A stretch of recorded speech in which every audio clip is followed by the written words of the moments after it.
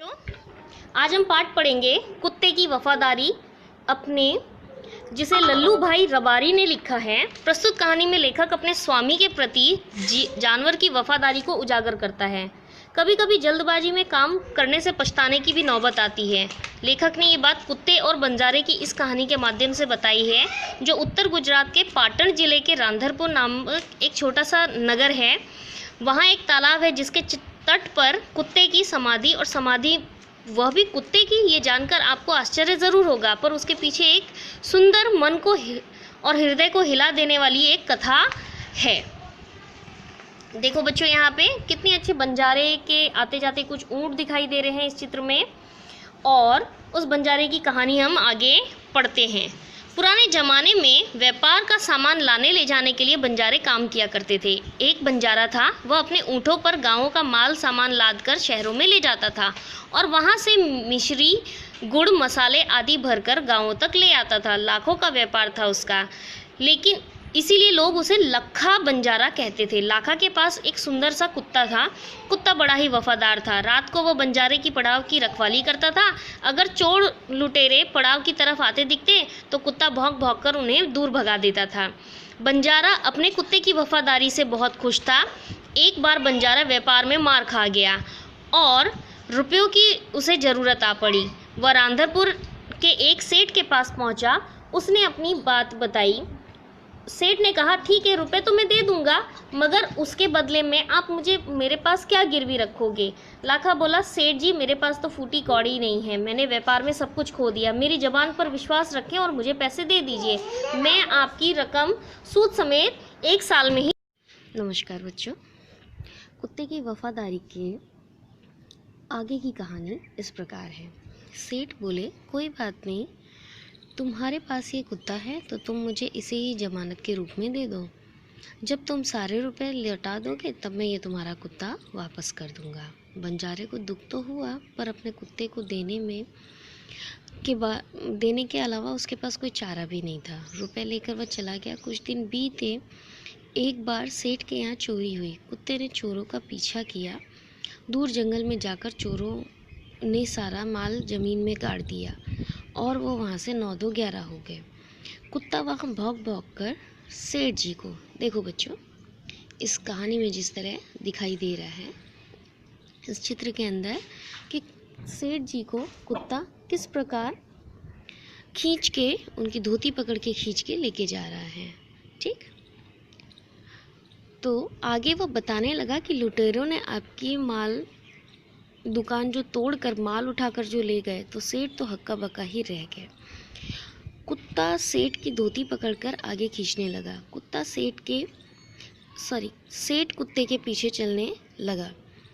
जहाँ चोरों ने माल छिपाया था वहाँ जाकर कुत्ता अपने पैरों से मिट्टी खोदने लगा। थोड़ा ही खोदने के बाद सब कुछ सामान निकल आया। सेठ जी की खुशी का कोई पार नहीं रहा। वह कुत्ते को प्रेम से थपथपाने लगे। कुत्ते की वफादारी पे वे मुग्ध हो गए। मुग्ध यानी खुश हो जाना। ठीक है। घर जाकर उन्होंने एक चिट्ठी लिखकर कुत्ते के गले में पट्टे में बांधकर कहा, कुत्ते भाई, अब तुम जाओ अपने मालिक लाखा बंजारा के पास, अब तुम मुक्त हो। कुत्ता खुश हो गया और मालिक से मिलने के लिए जल्दी जल्दी भागने लगा। इसके आगे की कहानी हम अब पढ़ते हैं अगले इसमें। देखो, इधर लाखा ने भी व्यापार में खूब पैसा कमाया था। वह सेठ को उसकी रकम वापस करने के लिए उसी रास्ते से आ रहा था। उसने दूर से अपने कुत्ते को आते हुए देखा। वह नाराज हो गया। सोचने लगा कि कुत्ते ने मेरी ज़बान काट ली, उसने बेवफाई की है। अब मैं सेठ जी को क्या मुंह दिखाऊंगा? उसने आव देखा न था, बस कुत्ते के माथे पर यानी कि सिर के ऊपर एक लाठी का प्रहार किया। कुत्ता बेहोश होकर गिर पड़ा। लाखा ने देखा कि कुत्ते के गले में एक चिट्ठी बंधी हुई है। उसने इसे खोलकर पढ़ा, लाखा, तुम्हारे कुत्ते ने मुझे सूद समेत सारे रुपए लौटा दिए हैं। अंततः मैं इस कुत्ते को मुक्त करता हूँ। उसने मेरे घर चोरी किए गए माल सामान को वापस दिलवा दिया। खुश होकर मैंने इसे स्वयं मुक्त किया है। देखो बच्चों, यहाँ पे लाठी का प्रहार करते हुए इस कुत्ते को लाखा मारते हुए दिखाई दे रहा है। लाखा चकित हो गया। वह चिल्लाने लगा, हाय मैंने ये क्या कर दिया, हाय मैंने ये क्या कर दिया।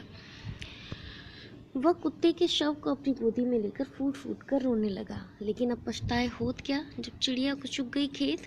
बेटा ये एक कहावत है कि पूरा कार्य करने से पहले हम कुछ भी बिना सोचे समझे जो कार्य करते हैं उसके लिए ये कहावत उपयोग में लाई जाती है कि जब चिड़िया चुग गई खेत तो अब पछताने से क्या होगा। ठीक है, इसके आगे की कहानी इस प्रकार है।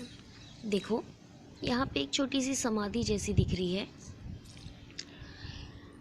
उसने इस वफादार कुत्ते की समाधि बनवाई जो आज भी पाटन जिले के रांधनपुर तालाब के किनारे है। उस कुत्ते की वफादारी की कथा संसार को सुना रही है। ठीक बच्चों, अपना यहाँ पे पाठ कंप्लीट होता है। आओ थोड़े से शब्दार्थ पढ़ लें। समाधि यानी कि स्मारक, वफादार यानी कि स्वामी भक्त, बंजारा एक विचलित जाति है जो सामान एक जगह से खरीदती है और दूसरी जगह बेचती है। पड़ाव यात्रा के कुछ समय के लिए ठहराव। लादना किसी के ऊपर बहुत सी वस्तुएं रखना। लुटेरा लूटने वाला, डाकू। मिस्री चीनी या शक्कर। लौटना वापस आना। मुग्ध होना या आसक्त मोहित हो जाना, खुश रहना। ठीक है। सूद यानी ब्याज। शव मृतदेह और गोद यानी आंचल।